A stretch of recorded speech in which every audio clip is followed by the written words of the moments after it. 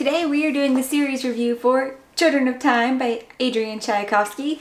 I'm so proud of myself I said the name right. Good morning, welcome or welcome back. I'm Morgan and I will be making this one, as spoiler free as absolutely possible and have timestamps, so if you are only wanting to find out about the first one, that's cool. And if you do want some information of what people's biggest gripes about it though are, that will be at the very end. But let's get started because we're going on an adventure. Before actually diving into the first book, this series is of course sci-fi. You should be able to tell by spaceships. But also it is going to be multi-POV across all the books. You're always seeing from multiple points of view, and also you're seeing from multiple points in time from these points of view. It is set up differently in every book as well. But let's go ahead and throw that out there in case that is not your cup of tea, seeing things at different points in time. Most things I feel like are multi-POV these days. So the first book though was a 5-star read. This one starts in the future, from us at least. It starts in the future with a terraforming project from Earth, as they are at these new planets and trying to make them into future, habitable places. Our story follows the Gilgamesh Ark ship that left dying Earth at the point of the story really beginning. It would be 1800 to 2000 years ago, and people have been in cryo sleep until they get to this new planet that is supposed to be perfect and pristine and ready for them. They found the information about the terraformings done by the ancients of old Earth in records that they uncovered while trying to build the ship to save people. When they get to this planet, it is not pristine and waiting. No, there is other forms of intelligent life there that doesn't exactly want to hand over the planet.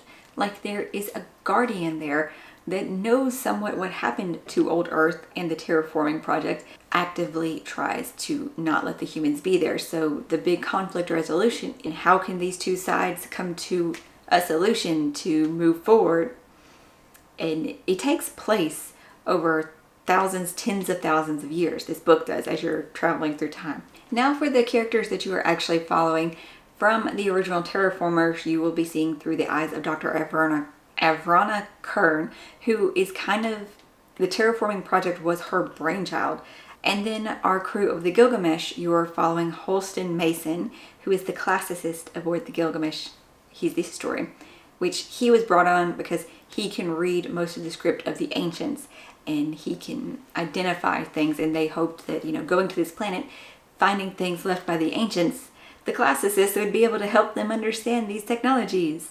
And so you were seeing through his eyes, which I loved that because he's a historian, so that was perfect. Also though, you will be not seeing, but a very big character would be Lane, and the captain, wish I could remember his name. And then you have your perspectives on the planet. We have Portia, Viola, Bianca, and Fabian. For the planet though, because there's, they're not in a ship traveling with cryo sleep, then you're following generations on the planet as you are seeing the planet go from this infancy state through civilization to technology, and just the way it went about was fascinating. I enjoyed that part so much. I don't care if it's not maybe wholly realistic.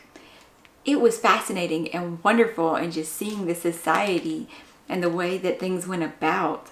The big theme of this book though is empathy and intelligence. Like what is sentient intelligence, which that will follow through the whole series, by the way.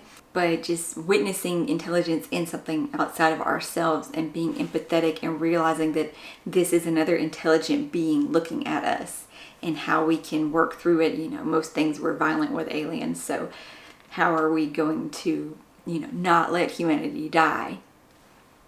Love this book. This was wonderful, wonderful take, and I highly recommend everyone to check this book out. Even if you don't want to continue the series, you can just read this as a standalone. I've read where many people have done that.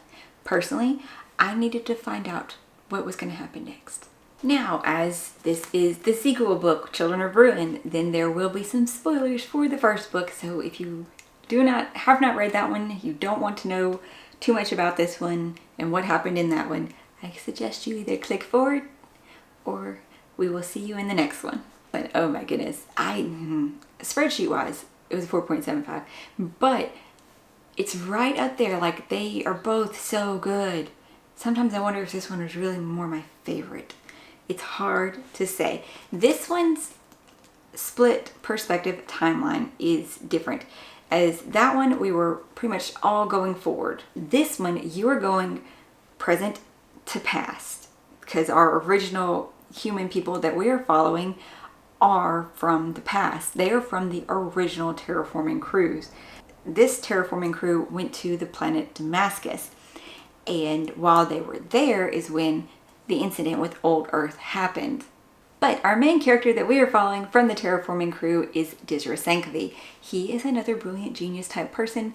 He is very, very antisocial though. He's not good with people and interacting with others and being part of a group.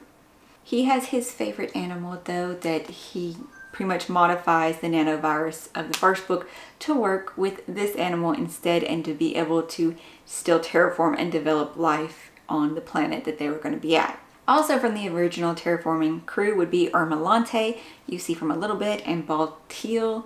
Present timeline, we are following a voyage ship from Kern's world made of humans, large H, and Portiids. In that ship, we are mostly going to be following Helena, the human, and Meshner, the other human. They're both linguists, but they are working to solve the communication barrier between humans and Portiids in different ways. Right now, Kern just translates everything back and forth to the two species. And then our Portiids are Portia and Fabian. Viola, I believe, might be the ship's captain. There's probably also a Bianca, but those are our main characters that we have. And they are traveling through space in search of the signal that was mentioned at the end of time. And this is what will lead them to Damascus and the planet, and to see what has become of this other terraforming planet through the millennia, eons. Once they are arriving at Damascus, or the solar system of Damascus, and finding this is another form of life, and this whole bridging the communication barrier becomes infinitely more important, except everything that they have been studying and learning about, the Portiid communication is turned on its head, because it will not work with this endeavor anymore. Plus, there is something very menacing happening that you slowly see from the past to the present, and it is what makes the civilization at Damascus so weary of outsiders and immediately be paranoid and suspicious. Now we come to the last one in this series, and throughout it was something just felt a little different. It's still formatted the same, time jumps, perspective jumps. It comes with a list of characters at the beginning though, of our important characters, so that was interesting. Based off of it though, I don't see how this is the last book, and I really hope what he said about maybe he'll write more into this world comes true. Fingers are going to be crossed. Now, the planet we are around is Emir. This one was civilized? That's not the right word, but let's go with civilized. By the Ark ship, the Enkidu, which left Earth at the same time as the Gilgamesh. They traveled much longer though to get to Emir, and their travels were very, very rough. Like you can even see on the book cover, their ship is losing bits. It's losing bits while it gets to the planet. Captain Holt though does make a civilization called landfall in this little bit of terraformed place that they found. And now, untold amounts of time later, the skipper is arriving at Emir. This ship is made up of all of our peoples we have met before. We have Portiids, we have Octopi, and we have Nordians aboard the ship. Our main characters are going to be Miranda, our Nordian, not sure, entity, and she has, perspectives or thought processes of each of our different kinds. So it really gives her a very different outlook in how she goes about things and perceives the world. Then we, of course, will still have a Portia and a Fabian and a Paul and a Kern. that interact with her and are part of the story, but we don't really see from them. On the planet itself, we are seeing from Liv. Liv is a young girl who is watching the world of Amir and her community as they are changing.